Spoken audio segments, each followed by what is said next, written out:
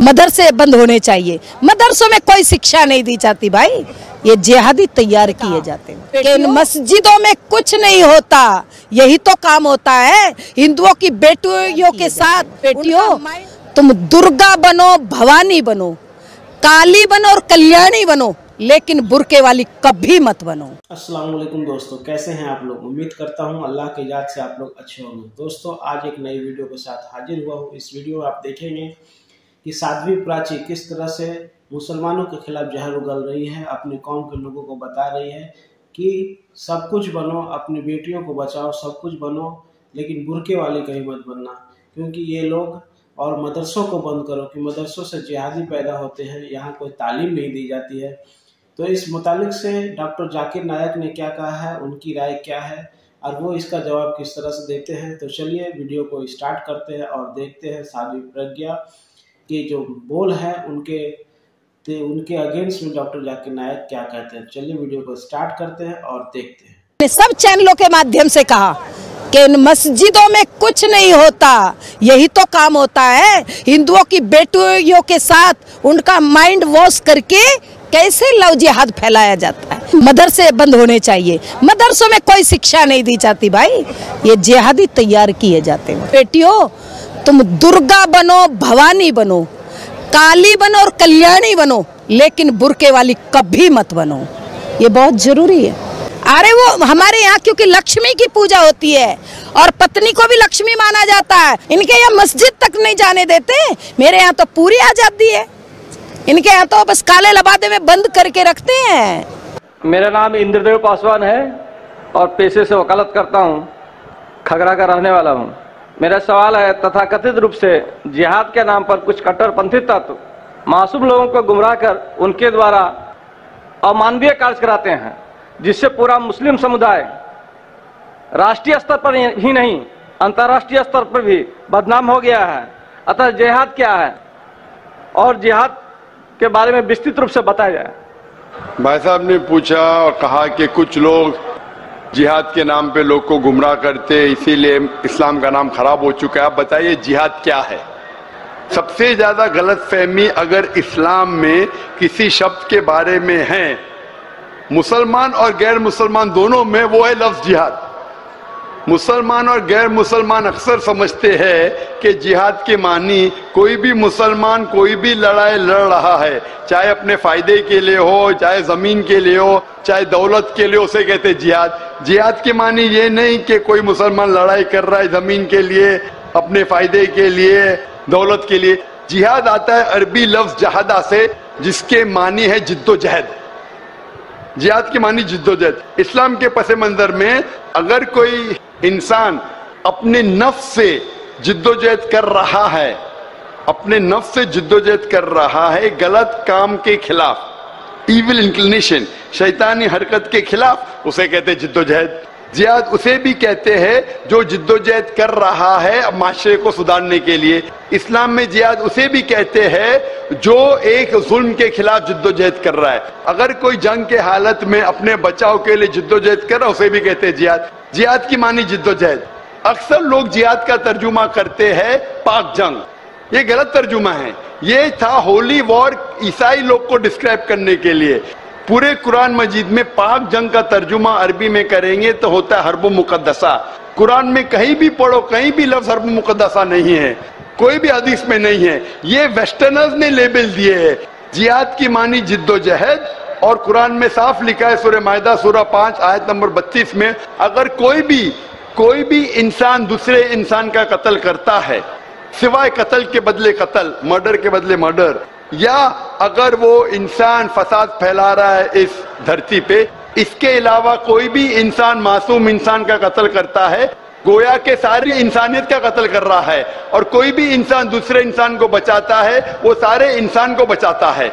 ये सिर्फ कुरान में है, कोई भी मजहबी किताब में नहीं। लेकिन मीडिया ऐसे गुमराह लोग को पिकअप करके बताती है कि हर मुसलमान टेररिस्ट है। इसके पूरे जवाब के लिए आप मेरी कैसेट देखिए, जिहाद और दहशतगर्दी इस्लाम के पस मंजर में। अस्सलामु अलैकुम वरहमतुल्लाहि वबरकातुहू। मेरा नाम यूनुस शेख है और मैं जर्नलिज्म का स्टूडेंट हूँ।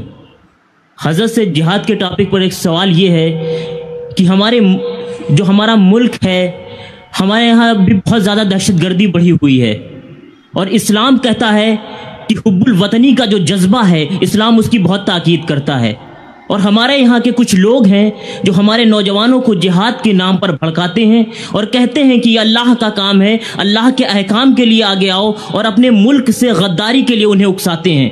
ان لوگوں کے بارے میں اسلام کیا حکم دیتا ہے، اور اسلامی منچوں سے لگاتار ایسی تنظیموں کی حمایت کی جاتی ہے، ان تنظیموں کے بارے میں آپ کا کیا خیال ہے؟ شکریہ۔ بھائی صاحب کا سوال ہے کہ کئی لوگ نوجوانوں کو بھڑکاتے ہیں کہ ملک کے خلاف جھگڑا کرو، یہ جہاد ہے وغیرہ وغیرہ۔ جہاں تک کہ ہندوستان کا سوال ہے، ہندوستان کے کانسٹیٹیوشن میں، اس ملک کے کانسٹیٹیوشن میں ہر ہندوستانی کا حق ہے کہ وہ کوئی بھی مذہب کے اوپر عمل کر سکتے اور اس کی دعوت دے سکتا ہے۔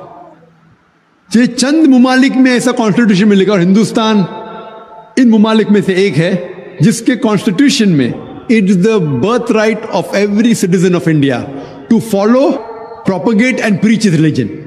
کوئی بھی ہندوستانی کوئی بھی مذہب کو فالو کر سکتا ہے اور اس کی دعوت دے سکتا ہے، یہ حق ہے۔ دیکھو میں الحمدللہ ڈنکی کی چوٹ پہ دعوت دیتا ہوں کہ نہیں؟ ماشاء اللہ، ڈرنے کی کیا بات ہے، وہ مسلمان ڈرتے ہیں۔ اور بمبئی میں جو شہر میرے حساب سے سب سے مشکل ہے دعوتی میدان میں، لیکن اللہ کی مدد ہے تو کوئی بھی مشکل نہیں ہے۔ میں کوئی بڑا تیس مار کا نہیں ہوں، میں معمولی انسان ہوں، لیکن اللہ کی مدد، اللہ تعالیٰ فرماتے ہیں سورہ عمران میں، سورہ نمبر 3 آیت نمبر 160 میں، اگر اللہ سبحانہ و تعالیٰ آپ کی مدد کرے تو کوئی بھی آپ کو نہیں ہرا سکتا ہے، کوئی بھی کام مشکل نہیں، لیکن اللہ تعالیٰ اگر آپ کے ساتھ نہیں دے تو کوئی بھی آپ کی مدد نہیں کر سکتا۔ تو مومنو، اللہ پہ ایمان رکھو۔ آپ کے سوال میں یہ تھا کہ لوگ بھڑکا رہے ہیں۔